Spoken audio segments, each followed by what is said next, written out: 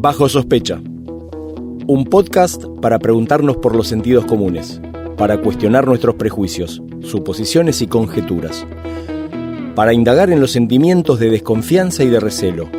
A veces, lo que parece obvio no lo es.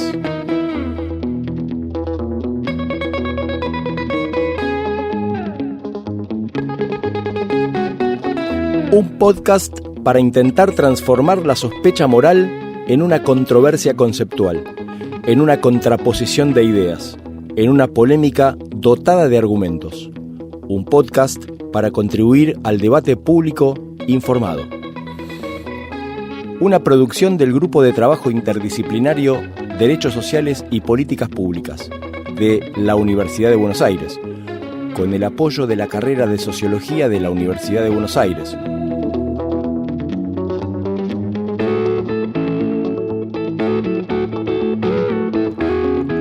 Le damos la bienvenida al tercer episodio de Bajo Sospecha. Laura Pautasi presenta La sospecha de las malas madres.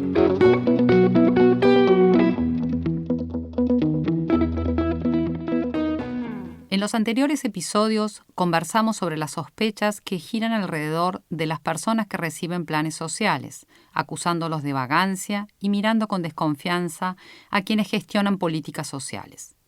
Como muchos de las destinatarias de la política socioasistencial son mujeres y además muchas son madres, también circulan sospechas sobre la maternidad y qué hacen con los recursos que reciben. Estas miradas fueron creciendo a medida que las transferencias de dinero se expandieron, solo para dimensionar. En septiembre de 2024 se pagaron 2.347.000 asignaciones universales por hijo, de las cuales el 96% las perceptoras son mujeres. Es decir, hay 2.248.000 mujeres que reciben la UH. Pero los verdaderos destinatarios en realidad son sus hijos, lo que alcanza a 4.200.000 niños y niñas titulares hasta sus 18 años, y en el caso de que tengan discapacidad no rige el límite de edad. Con esa expansión crecieron también muchas narrativas, que no son nuevas, pero sí son públicas y masivas. Incluso, algunos oyentes recordarán hace 13 años la frase del cómico y político Miguel del Cel: ¿qué preferís, que una piba ignorante se embarace para cobrar una platita todos los meses y ni siquiera se den cuenta que le están arruinando la vida? Que fue avalado por muchas voces reconocibles de la opinión pública. Hay mujeres que se quedan embarazadas para recibir la asignación por hijo. Que ha llegado a casi 4 millones de niños de este país. Y es verdad, se embarazan y las pendejas ni saben por qué se embarazan. Dicen, me voy a hacer un subsidio, un plan. ¿Realmente crees eso? ¿Que creo eso? Sí, lo veo, no es que lo crea. Hemos visto embarazar a criaturas de 10, 11 años, que eran criaturas, solamente para cobrar la asignación. El dato que tengo para cobrar la asignación. Si hay más chicas pibitas embarazadas porque algo ha provocado que se embaracen quizás para tener plata a los 3 meses. Y que una madre le dijo a la directora, bueno, ahora estoy esperando que mi hija crezca para que quede embarazada. Así es más dinero que entra en casa. Mitos, acusaciones y sospechas que a veces reproducen las propias destinatarias de programas sociales. Mientras tanto, las estadísticas nos mostraban con contundencia lo contrario, que las mujeres no se embarazan para cobrar un plan, ya que, por ejemplo, en el año 2021, y de acuerdo a datos oficiales, el 81% de los hogares cubiertos por la asignación universal solo tienen 1 o 2 hijos. Es más, con 3 hijos a cargo solo hay un 13%, pero todavía hay más evidencia. El 4% de las perceptoras tienen 4 hijos y solamente un 1% tienen entre 5 y 6 hijos respectivamente. Cuesta creerlo, ¿no? A lo largo de este episodio buscamos conocer por qué se habla de malas madres, cuáles son los argumentos que se sostienen o en base a qué conductas se las considera de este modo. En esta línea de sospechas sobre maternidades por conveniencia, tomémonos un minuto para escuchar esta canción.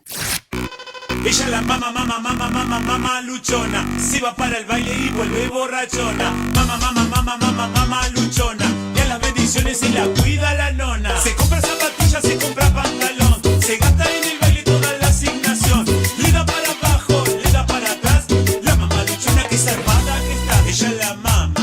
Ella es la mamá luchona. Chamulla en Facebook, chamulla en Insta. La verdadera, la mamá luchona.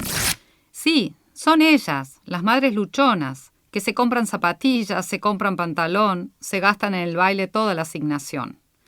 El sentido que adquiere este término en estos discursos de sospechas en Argentina es diferente al que aparece en otras latitudes. Sin ir más lejos, en México, donde surge, tiene una connotación reivindicativa sobre el trabajo de las madres que crían solas a sus hijos con pocos recursos económicos. Pero también van cambiando los sentidos conforme se prolongan en el tiempo las transferencias. Así nos lo comenta el profesor Enrique Valencia Lomelí, socioeconomista y académico de la Universidad de Guadalajara en México, integrante del Grupo de Trabajo, Pobreza y Políticas Sociales del Consejo Latinoamericano de Ciencias Sociales. En una sociedad profundamente desigual, las sospechas y los mitos estigmatizantes recaen fácilmente sobre quienes acumulan desventajas, como por ejemplo discriminaciones de clase, género, raciales o de color, espacios sociales desprotegidos, menos ingresos, menos patrimonio, pobreza de tiempo o a fin de cuentas menos poder en la estructura social. A esta acumulación de desventajas ya de por sí complejas se añade la descalificación por acceder a programas sociales. En la narrativa descalificadora, ellas se convierten en mujeres interesadas en tener más hijos para recibir más transferencias públicas, o en mujeres irresponsables en el cuidado de los hijos e hijas, o en madres a las que debe instruirse para que modifiquen su conducta y sean eficientes instrumentos de la acumulación de capital humano en los hogares. En Argentina persiste un uso irónico, ignorando el autocuidado que es indispensable para cada persona, ya que no se puede cuidar sin cuidarse. Y dentro de ello entra también la posibilidad de ocio, de disfrute tan necesario. Sin embargo, muchos grupos de música popular, como el Retutu, tienen canciones dedicadas a ese personaje, o el caso de la Joaquí cuenta en primera persona su experiencia de que a ella también la llaman luchona. La Joaquí no se da cuenta que tiene casi 30 años y 2 hijas para estar cantando estas canciones. Un montón de mujeres, incluso hombres, que me han bardeado, incluso me han insultado, no sé. Yo me pongo a salir con un chico y, no, pero esa reluchona, no te metas en esa maravilla. Y digo, puta, o sea, que es una característica descalificativa mía llevar adelante 2 vidas y tenerlas como princesas y que sean felices y amorosas y dulces y haberlo hecho eso todo sola.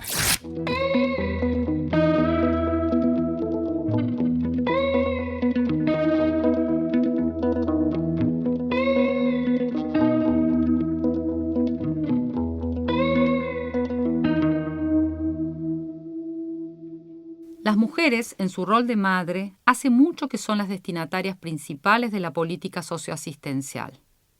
¿Qué maternidad y, por lo tanto, qué subjetividad construye el Estado y la política social? Esta pregunta ha llevado al desarrollo de múltiples investigaciones en toda América Latina, como lo señala la reconocida investigadora de la Universidad de Costa Rica, la doctora Juliana Martínez Franzoni. Es interesante.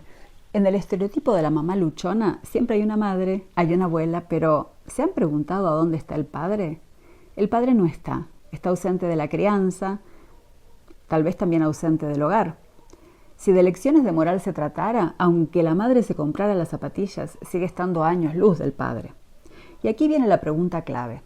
¿Cómo responde el Estado a esta realidad? En lugar de repensar la paternidad y redistribuir los cuidados, lo que hace el Estado es reforzar la maternidad, eligiendo a las mujeres como intermediarias de los apoyos dirigidos a niños y a niñas. Para tener una idea de la magnitud de esto, en el 2009 y de ahí en adelante, 2 de cada 10 personas en América Latina recibían transferencias monetarias dirigidas a niños y niñas y casi todas esas personas eran madres. ¿Por qué sucede esto? Uno, porque se asume que las mujeres tienen un vínculo natural con la crianza, ignorando que cuidar es una tarea colectiva que debería ser compartida por toda la sociedad. 2, las transferencias sociales, bonos, becas, subsidios que se entregan a las madres, además de apoyos, traen control. Se les exige a ellas cumplir condiciones como llevar a los hijos a la escuela o al médico. Se regula su comportamiento y todo el tiempo el Estado premia a buenas madres y castiga a malas madres. En tercer lugar, desde la perspectiva estatal, canalizar los apoyos a través de las madres es una estrategia efectiva de muy bajo costo. Y en cuarto lugar, aunque más mujeres trabajan fuera del hogar, los programas sociales siguen diseñados como si no fuera el caso. En lugar de avanzar hacia la corresponsabilidad de los cuidados, se refuerza la doble y triple jornada de las mujeres combinando empleo, crianza y gestión del hogar. ¿Cuál es el problema de este modelo? Uno, que en lugar de redistribuir el cuidado, el Estado lo sigue dejando en manos de las madres. Dos, que sin opciones de empleo formal, muchas dependen de estos apoyos, pero no tienen derechos laborales ni seguridad social. Y tres, que los hombres quedan completamente fuera del debate y de la inversión pública para involucrarlos en los cuidados. En conclusión, el problema no es que las mujeres sean intermediarias entre el Estado y sus hijos e hijas, sino que sean las únicas y que el Estado solo las vea en su rol de madres. Si realmente queremos un cambio, no se trata solo de que los hombres a partir de mañana reciban la AUH, sino de que se transformen sus roles dentro de la crianza. Porque si ellos no asumen su parte, no importa quién reciba el dinero, el peso del cuidado seguirá cayendo en las mismas espaldas de siempre.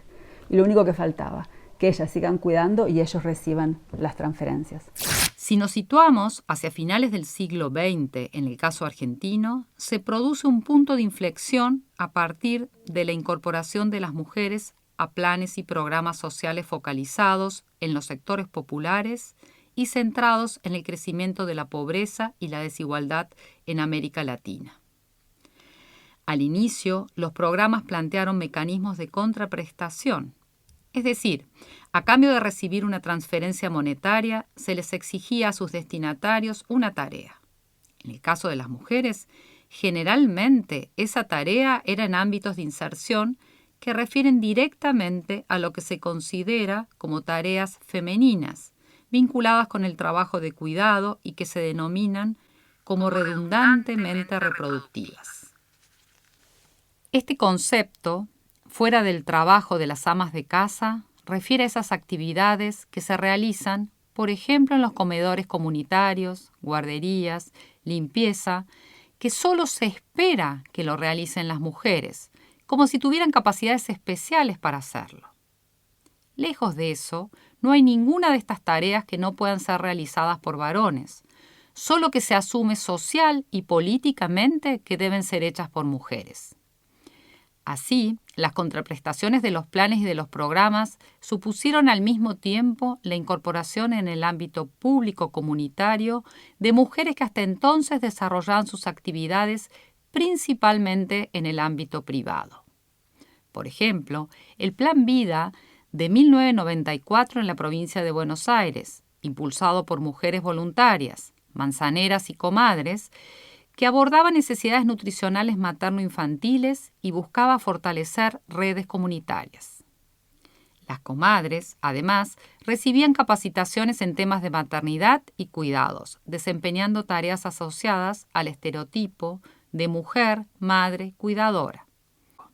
Sin embargo, estas experiencias en algunos casos promovieron transformaciones subjetivas en las participantes, al reconocer la relevancia del trabajo de cuidados que desempeñaban a nivel comunitario, fomentando de esta manera nuevas formas de acción.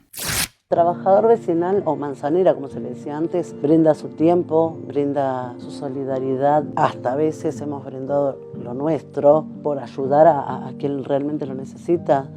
En el nuevo siglo, la masificación de los programas sociales, como el Plan Jefes y Jefas de Hogar, tras la crisis del 2001, luego transformado en el programa Familias por la Inclusión Social o la masiva asignación universal por hijo, reforzaron el cuidado en las mujeres. No es otra cosa que profundizar en la feminización del cuidado. En este sentido, el Estado, lejos de ser neutro, participó activamente en la reestructuración de relaciones asimétricas entre varones y mujeres.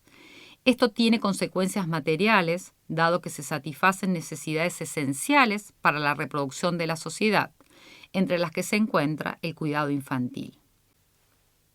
Estas transformaciones también tuvieron un impacto territorial. La doctora Laura Garcés, directora de la Maestría en Políticas Sociales de la Universidad Nacional de San Juan, nos cuenta.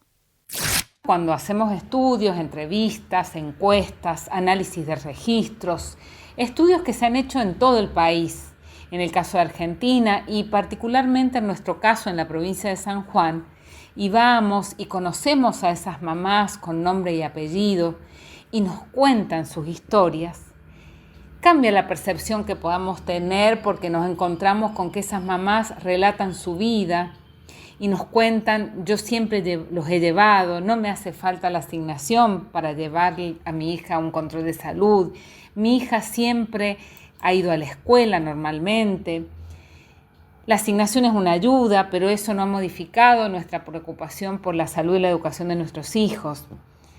Y lo mismo ocurre con el trabajo, la mayoría de esas mujeres busca trabajo o trabaja fuera del hogar, y todas trabajan en tareas de cuidado, ya sea en las tareas domésticas, en los quehaceres domésticos, como cuidando a sus hijos y a sus hijas.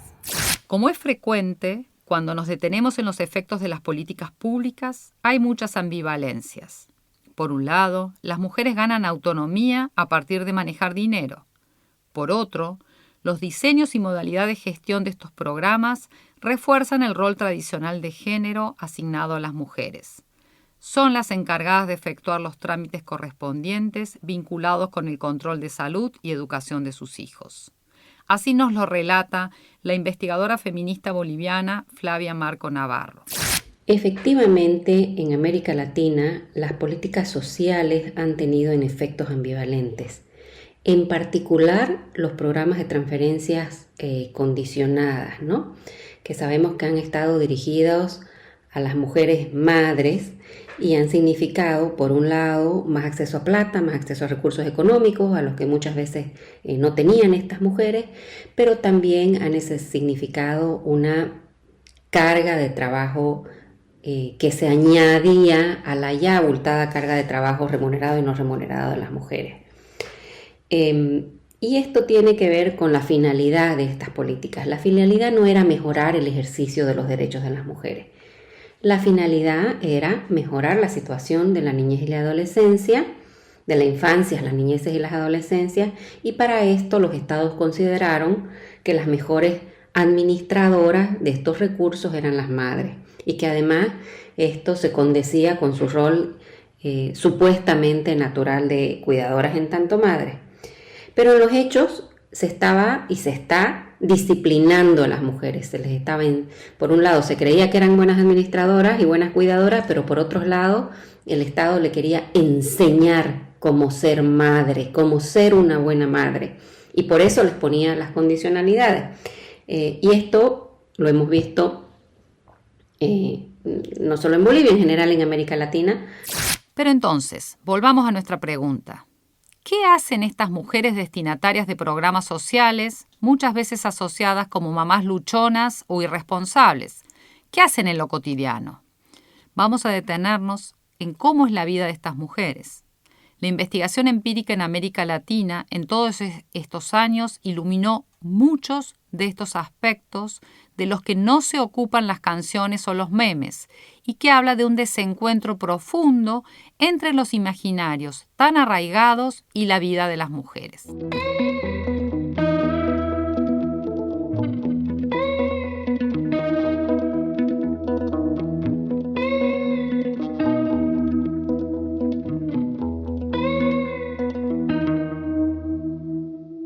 A la hora de salir del hogar para trabajar, la situación de las mujeres es bien difícil y se agrava más si pertenecen a sectores populares. En primer lugar, por el trabajo de cuidado que cargan sobre sus espaldas y les ofrecen menos posibilidades de participar en el mercado laboral. Esto significa que, en promedio, en el último trimestre de 2024, en Argentina el 52% de las mujeres tiene un empleo remunerado o está en búsqueda activa. Es decir, participan en un 18.4 puntos porcentuales menos que los varones, de acuerdo con datos del INDEC. Pero no solo advertimos diferencias entre mujeres y varones cuando buscan trabajo, sino también lo hay intragénero. Esto significa que a la hora de conocer cuántas personas se encuentran participando en el mercado laboral, Ya sea porque tienen un empleo o porque no lo tienen pero lo buscan activamente, tienen mayor presencia las mujeres que no tienen hijos pequeños que aquellas que sí los tienen. Esta tendencia se agudiza a medida que aumenta el número de hijos y de hijas en el hogar. En segundo lugar, las mujeres que buscan trabajo tienen más dificultades para conseguir un empleo formal. Lo muestran muy claro los siguientes datos. A fines del año 2024, el 39.4% de las mujeres asalariadas se encontraban trabajando remuneradamente, pero sin registro, y en el caso de los varones, para el mismo trimestre solo lo hacían en un 37%, con una brecha o distancia del 7%, según datos de la encuesta permanente de hogares del INDEC. O sea, que si bien la informalidad laboral es un problema que afecta a todos, el impacto para las mujeres es mayor, dejándolas desprotegidas contractualmente y sin poder tener una obra social o aportes para jubilarse. En tercer lugar, las mujeres tienen mayores dificultades para encontrar un empleo remunerado. A fines de 2024, las mujeres estaban más desempleadas que los varones. Aquellas mujeres que buscaban activamente empleo sin encontrarlo alcanzaron al 8%, mientras que en el caso de los varones, solo un 6% no consiguió trabajo. Pero aquí no terminan las diferencias. Es todavía más difícil si quien busca trabajo pertenece a un hogar donde hay niños pequeños o personas mayores para cuidar cotidianamente. Además, cuando encuentran un empleo, sufren en mayor medida el fenómeno de la subocupación. Trabajan menos de 35 horas semanales por causas involuntarias y son personas que estarían dispuestas a trabajar más horas. Este problema afecta en un 76% más a las mujeres.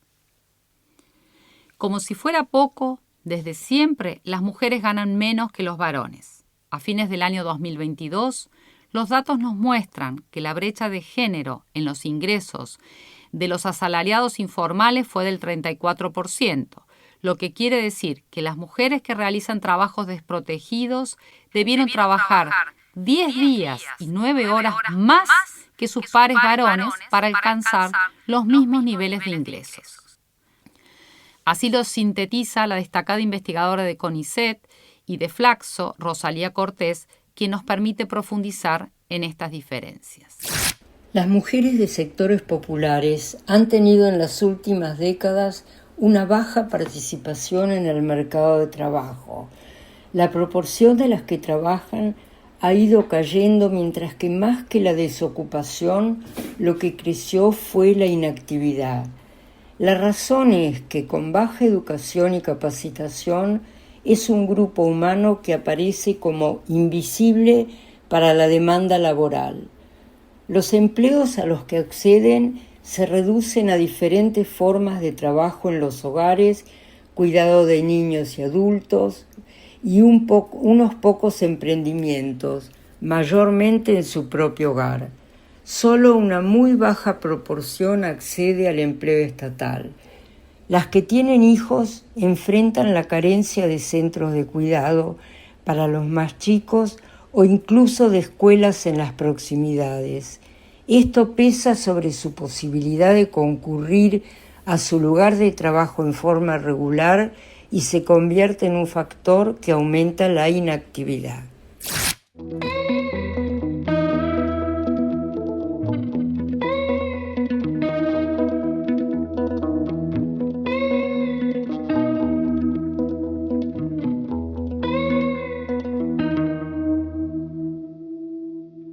Hay algo de lo que ahora se habla bastante, pero es un tema que tiene una larguísima historia. Las mujeres en general realizan mucho trabajo al interior de los hogares. La desigual distribución del trabajo de cuidado no remunerado que todos los días realizan las mujeres se profundiza en los hogares a cargo de mujeres con niños y sin presencia de pareja, conocidos como hogares monomarentales. Lejos de ser casos aislados, representan al 12% del total de hogares en Argentina, en los cuales vive casi una cuarta parte de los niños del país. En esos hogares, el trabajo asalariado y las tareas domésticas y de cuidados recaen en su totalidad sobre las mujeres, a las que se las llama jefas de hogar. Si bien en todos los estratos socioeconómicos existen hogares con esta composición, la vulnerabilidad es creciente cuando no se puede contar con el apoyo de una cuidadora secundaria, que suele ser las trabajadoras domésticas remuneradas. En efecto, la distribución de las tareas de cuidados es estructuralmente desigual. 9 de cada 10 mujeres realizan estas tareas. Esto es, el tiempo dedicado a todas las tareas de cuidados, en promedio, es de 6 horas con 31 minutos por día. En cambio, los varones dedican solo 3 horas 30 minutos por día al cuidado. Y no se trata de datos aislados, sino de la Encuesta Nacional de Uso del Tiempo, también conocida como ENUT, que nos permite verificar que las mujeres dedican al trabajo de cuidado casi 3 veces más tiempo que los varones. Además, la presencia de niñas y niños aumenta las horas de cuidado de las mujeres y casi no modifica el trabajo de los varones. Por ejemplo, en hogares con 2 o más niños y niñas menores de 13 años, las mujeres trabajan en las tareas de cuidados en promedio 10 horas y 11 minutos respecto de las 3 horas con 45 minutos que lo hacen los varones. Claro, entonces salir al mercado de trabajo no es una cuestión de deseos y elecciones o de buena predisposición. Como ya se dijo, la presencia de niñas y niños pequeños es una limitante importante para la inserción laboral de las mujeres. A su vez, aquellas con mayor formación y mejores oportunidades de empleo tienden a tener menos hijos y postergan el inicio de la maternidad. A esto se suma el carácter inespecífico, que significa limpiar, lavar, cocinar, del trabajo doméstico. Mientras el trabajo asalariado fuera del hogar suele considerarse de alta intensidad, se presupone que el trabajo del ama de casa se realiza a un ritmo fisiológicamente soportable, que además lo realizan por amor. Entonces, da la impresión de no ser cansador y mucho menos se cree que es un trabajo, lo que no permite que se argumente cansancio o se demande ayuda. Cabe entonces una pregunta adicional. ¿Les queda tiempo para cuidarse a ellas mismas? ¿Es importante el autocuidado? ¿La política social tiene que preocuparse por quién cuida a las mujeres que cuidan?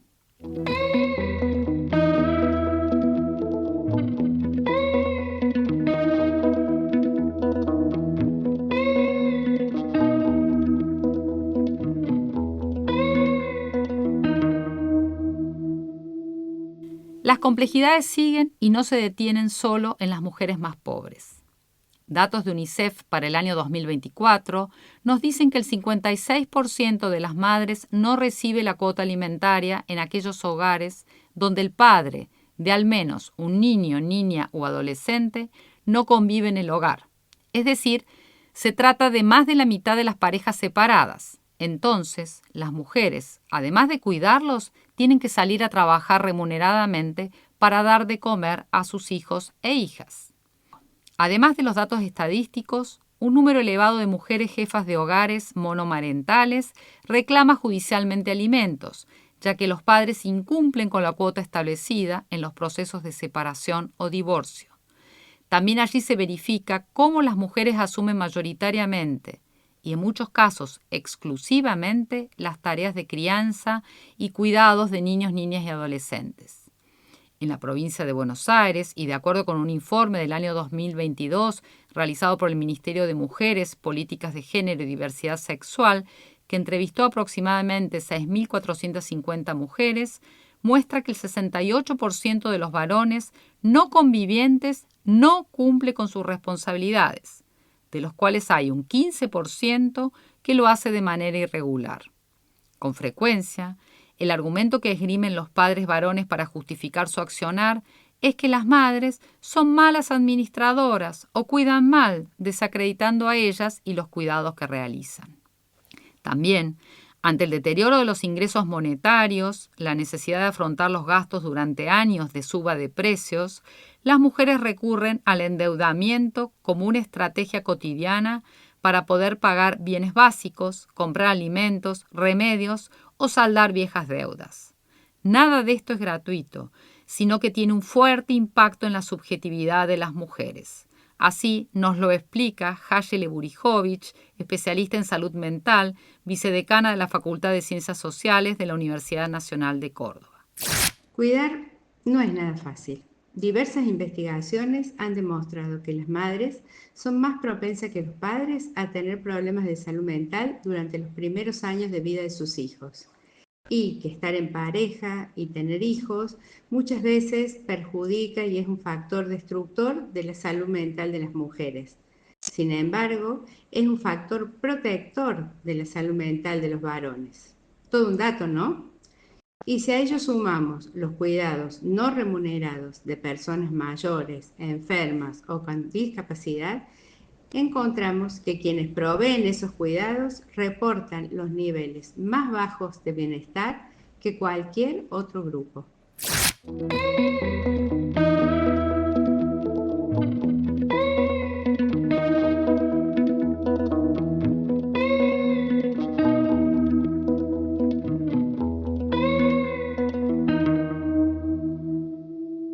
Sumemos un tercer punto.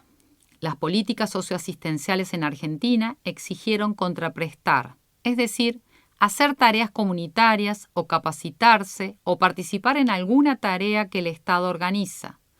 Por lo tanto, las tareas y los efectos de sus acciones son múltiples, diversos. En este sentido, muchas mujeres transformaron estos programas que le destinan dinero del Estado en muchas otras cosas. Como Cintia, una perceptora del programa social Ellas Hacen, que se implementó entre el año 2013 y el año 2015, destinado a la capacitación de mujeres en condición de vulnerabilidad y formación de cooperativas de trabajo, quien nos cuenta su experiencia. Al inicio íbamos a la casa de las compañeras que estaban en una situación habitacional precaria y las ayudábamos a arreglar sus casas. Después juntábamos botellas de gaseosa en el barrio para comercializar en la fábrica de Copep. Fuimos, hablamos y nos hicieron una rama directa de comercialización. Luego bingos, rifas, para poder tener un ingreso extra, porque lo que se cobraba no alcanzaba. Después surgió la huerta, producir alimentos, aparte agroecológicos. No funcionó tanto con el Ellas Hacen, porque después vino el macrismo con el Hacemos Futuro y se desarmó todo el grupo. Afirman que nosotras creamos, inventamos el trabajo, mostrando la lucha por el reconocimiento, por salir de la sospecha, por demostrar que sí trabajan a pesar de lo que se diga de ellas e incluso de las propias limitaciones de los programas. Hay miles de ejemplos de trayectorias de mujeres que se capacitaron con vistas a jerarquizar, perfeccionar y valorar su trabajo de cuidado, las que desempeñaban actividades fundamentales, como las mamás cuidadoras, aquellas auxiliares y asistentes maternales, y que a cambio recibieron un programa social asistencial.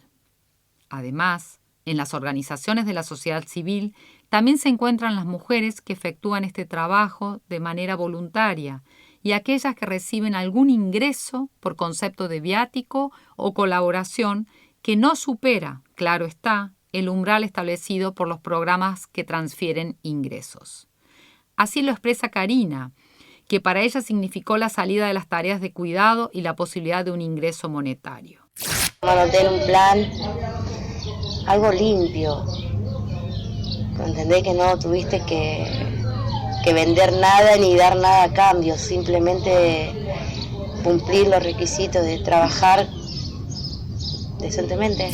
Lejos de la imagen de la mamá luchona, en la práctica, son las mujeres las que más se involucran y se responsabilizan de diversas operatorias de los programas, y las múltiples acciones y tareas que desarrollan hacen rendir mucho más lo que vale la transferencia en sí.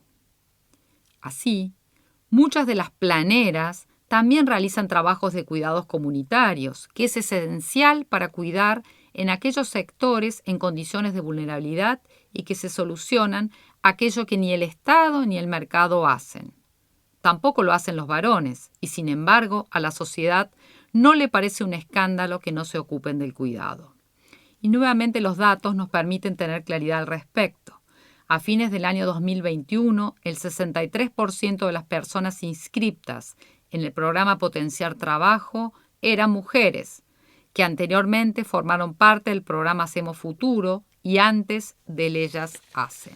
Pero es en este espacio comunitario donde las mujeres no solo cuidan, sino que buscan el reconocimiento del cuidado como trabajo remunerado. El Registro Nacional de Trabajadoras de la Economía Popular, que se encarga de incorporar a trabajadores informales, registró que en el año 2022 había 556.000 trabajadores y trabajadoras de comedores o merenderos comunitarios, siendo un poco más de la mitad, 310.000, pertenecientes al programa Potenciar. En todos los casos, el mayor porcentaje son mujeres. No es solo barrio, es trabajo, y trabajo que se proyecta como oficio y una identidad. También se suma el hecho de que el espacio comunitario se muestra comprensivo con sus necesidades de cuidado. Mientras que ellas cuidan a otros niños y niñas, pueden cuidar de los propios porque llevan a sus hijos a las organizaciones donde trabajan. Ahora bien, sea que estas mujeres reúnan ciertas características personales, mujeres madres, son pacientes, afectuosas, que les gustan los chicos, sea que hayan efectuado trabajos de niñeras, empleadas de servicio doméstico, cuidadora de otros niños en el mercado laboral, ellas condensan las cualidades evaluadas como necesarias para poder desempeñarse como cuidadoras de este tercer sector. En efecto, estas mujeres son portadoras de un capital de experiencia acumulado por sus trayectorias previas laborales o personales, que pueden transferirlo al espacio de las organizaciones y allí hacerlo valer. Pese a todos los obstáculos que se les presentan, la falta de tiempo, la necesidad de mejorar sus magros ingresos, ellas se sienten portadoras de un saber que logran hacer valer en este espacio y al mismo tiempo que su presencia en estas organizaciones es altamente valorada. En este episodio mostramos algunas sospechas que aplican a las madres que reciben políticas asistenciales, planes y asignación universal por hijo. Muchas veces, la propia intervención estatal reprodujo parte de estos estereotipos con políticas maternalistas. En otros casos, se dio un salto y se plantearon nuevos formatos y modelos por fuera del ámbito doméstico. Las ideas que circulan y que recuperamos en este episodio reactualizan viejos prejuicios sobre lo que espera la sociedad de las mujeres, considerándolas centralmente como madres y que han crecido al calor de la masificación de la política social argentina. Desarmar estos sentidos, decodificarlos, comprenderlos, ponerlos en una línea histórica fue nuestra propuesta en este podcast.